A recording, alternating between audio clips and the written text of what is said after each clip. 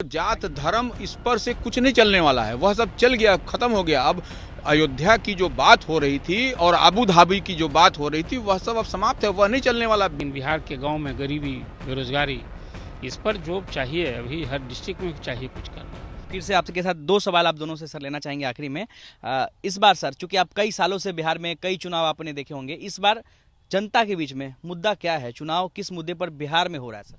देखिए, इस बार एकदम क्रिस्टल क्लियर है, इसको समझ लीजिए कि तेजस्वी प्रसाद यादव ने इस बार पिच तैयार कर दिया है। उसी पिच पर तमाम पक्ष विपक्ष सबको बैटिंग बॉलिंग करना है और वह रोजगार का मुद्दा वो सेट कर दिया है। उसी पर देखिए, वो जात धर्म इस पर से कुछ नहीं चलने वाला है, वह सब चल गया, खत्म हो गया। अब अयोध्या की जो बात हो रही थी और अबू धाबी की जो बात हो रही थी वह सब अब समाप्त है, वह नहीं चलने वाला। बिहार के युवा सिर्फ रोजगार की बात करना चाहते हैं और जो लाइन, जो लकीर तेजस्वी ने अपने 17 महीनों के कार्यकाल में खींची है, वह कहीं ना कहीं जनता को, युवाओं को और आधी आबादी की बात होती है उसमें भी कहीं ना कहीं स्ट्राइक उन्होंने किया है। वह इसलिए कि वो आशा दीदी और माया जो इन लोगों का है, ममता दीदियों का, ये मानदेय जो बढ़ाया है, यह भी एक बहुत बड़ा है। यह पहले क्रेडिट जाता था नीतीश कुमार को, लेकिन 17 महीने के कार्यकाल में महागठबंधन ने इतना जादुई छड़ी के समान जिस तरह से वो किया है, वह एक बहुत बड़ा जोल्ट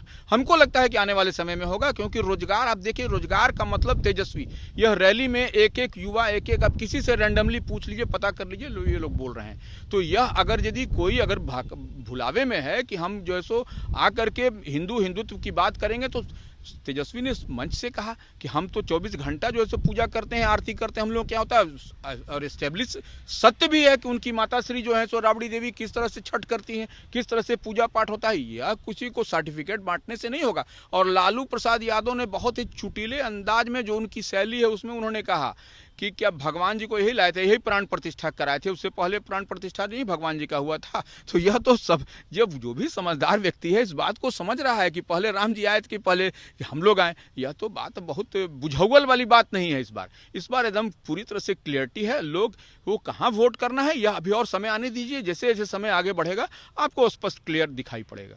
सर, आपसे एक सवाल कि क्या बिहार में राम मंदिर और जो तमाम सरकार की तरफ से जो लाभार्थी योजनाएं हैं उसका इम्पैक्ट पड़ेगा?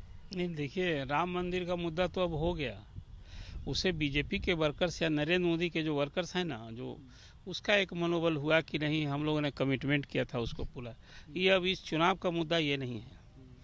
चुनाव का मुद्दा तो ये लोकसभा का चुनाव ना है। देखिए, तेजस्वी मुख्य विपक्षी दल के नेता हैं और वो जो 17 महीना जो कहते हैं कि 17 महीना बनाम 17 साल, तो ये असेंबली चुनाव नहीं ना हो रहा है। ये चुनाव तो दिल्ली के लिए होगा। तेजस्वी की पार्टी जो सीट जीतेंगे तो यहाँ कोई वो मुद्दा कहाँ वो क्लिक करेगा, वो असेंबली चुनाव में काम आएगा निश्चित रूप से। और बेशक आज बेरोजगारों के लिए रोजगार, तो सचमुच में बेरोजगार के लिए रोजगार, महंगाई, ये तो मुद्दा है। सीटों पर रोजगार इम्पैक्ट डालेगा? नहीं, देखिए, कहने के लिए तो राजद तो यही मुद्दा को न कहेगा, लेकिन तो वहाँ तो जो मुद्दा है नरेंद्र मोदी को घेरने के लिए, वो सब नहीं लोग गिनाएंगे कि क्या काम किए, कौन सा नारा वादा उनका जुमला हो गया। लोकसभा का चुनाव में ये मुद्दा जो है, विधानसभा चुनाव में ये निश्चित रूप से इसका लाभ। लोकसभा में कौन सा मुद्दा चलेगा सर बिहार में? तो अंतः बिहार का पिछड़ा, नीतीश जी कहा करते थे बिहार पिछड़ा है, इसके लिए कुछ करने की जरूरत है। निश्चित रूप से 39 लोकसभा सदस्य बिहार ने दिया, उसके बदले में क्या मिला, ये तो जनता जरूर पूछ रही है। जो बिहार को मिलना चाहिए था, आज भी बिहार का बैंकों का CD रेशियो नहीं बढ़ रहा है। बिहार में जिस सतह, ठीक है, 3 दिनों में प्रधानमंत्री ने, अब चुनाव निकट आया तो बहुत सारी योजनाओं का उन्होंने उद्घाटन किया, शिलान्यास किया, लोकार्पण किया। ये काफ़ी नहीं है। बिहार की तस्वीर बदलनी है तो यहाँ कुछ और बड़े काम, खासकर रोजगार के फ्रंट, इसलिए कि बिहार मजदूर हब कहा जाता है। आपने देखा कोरोना काल में 50 लाख लोग घर वापस हुए थे, क्या क्या सितम झेला है लोगों ने। मुद्दा तो वहीं का वहीं है। बिहार में यदि रोजगार सुलभ होता, रोजी रोटी के लोग बाहर जाते हैं, तो बिहार में सचमुच कुछ करने की ज़रूरत है। और वो तब होगा जब बिहार के लिए कुछ स्पेशल पैकेज हो।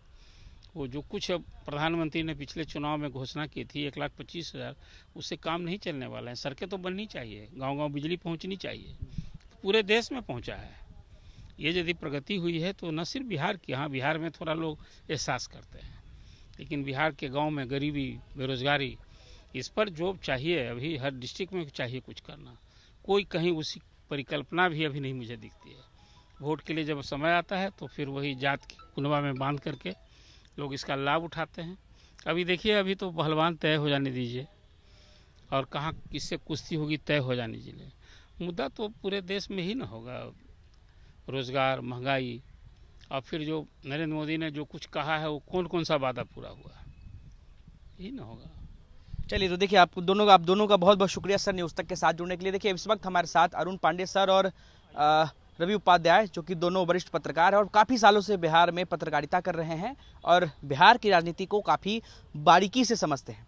उनसे हम बातचीत कर रहे थे कि बिहार में चुनावी समीकरण इस बार क्या होने वाले हैं, वीवीआईपी सीटों पर कौन किस पर भारी होने वाला है और क्या कुछ आने वाले समय में परिणाम निकल कर आने वाले हैं। तमाम मुद्दों पर उनसे बातचीत कर रहे थे। ऐसे में उन पत्रकारों का कहना था कि बिहार में फिलहाल तो पहलवान जो है, जो वीवीआईपी सीटों की बात करें, हालांकि उन्होंने गिनवाया कि कौन कौन से वीवीआईपी सीट हैं और वो क्यों इंटरेस्टिंग होने वाले हैं, किसका पलड़ा होने वाला है। लेकिन इन सब के बीच उन्होंने कहा कि बिहार में फिलहाल पहलवान जो है वो तय नहीं हुआ है कि किस पार्टी की तरफ से कौन पहलवान होने वाला है मैदान में।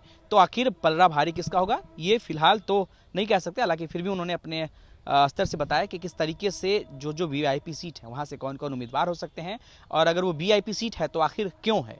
और बिहार में साथ ही साथ हमने मुद्दे की भी बात की कि आखिर बिहार में आने वाले लोकसभा चुनाव में 40 सीटों पर मुद्दा क्या होगा, जिसमें रवि उपाध्याय जी ने कहा कि यहाँ पर रोजगार मुद्दा होने वाला है, मंदिर मस्जिद यहाँ पे मुद्दा नहीं होने वाला है। यहाँ पर चूंकि तेजस्वी ने 17 महीने में रोजगार दिए हैं और ऐसा लोगों के मनों में भी बस गया है, तो यहाँ पर रोजगार मुद्दा होने वाला है। तो भाई दूसरे सीनियर जर्नलिस्ट अरुण पांडे थे, उन्होंने कहा कि वो विधानसभा के चुनाव में इम्पैक्ट कर सकते हैं, लेकिन फिलहाल लोकसभा के चुनाव में लोग दिल्ली को देखते हुए भाजपा की तरफ भी जा सकते हैं। तमाम बातें जो है वो लोग कह रहे थे।